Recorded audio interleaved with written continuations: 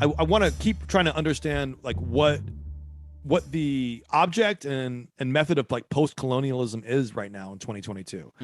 Especially because I think that, you know, Russia is another imperial power, which is to say Russia is attempting a colonization project. You know, like Russia was not that great of a colonist in the 19th century, but you know, so far in the 21st, they're doing their thing.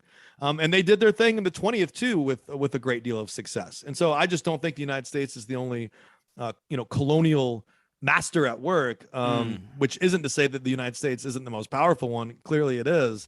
But I think that all state projects are kind of always involved in a project of colonialism. So when you go back to history and you ask someone like Chomsky, how does colonialism function? The answers might tell you something about the way that people think in the present or could think. So the question is, there's that astonishing statistic that at the height of British power in India, they never had more than 150,000 people there.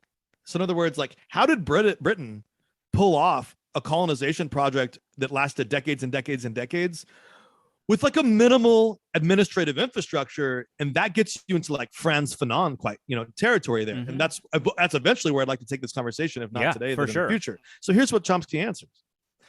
That was true everywhere. That was true when the American forces conquered the Philippines, killing a couple 100,000 people. They were helped by Philippine tribes.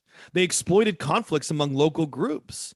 There are always plenty who will side with the conquerors. And you're kind of like, damn, like that's some rip shit. But listen to where he takes it. Just take a look at the Nazi conquest of Europe. And it's like, wow, you know, like, you know, it's like, and he goes on, take Western Europe. Let's forget the third world. Nice, civilized Western Europe, places like Belgium and Holland and France. Who was rounding up the Jews? The local people. In fact, in France, they turned them over faster than the Nazis could handle them.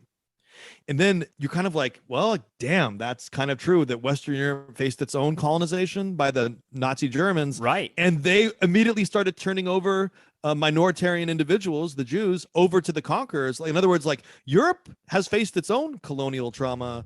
And look what it did in terms of collaboration and resistance. And just, you know, to be fair to France, many people were resisting too.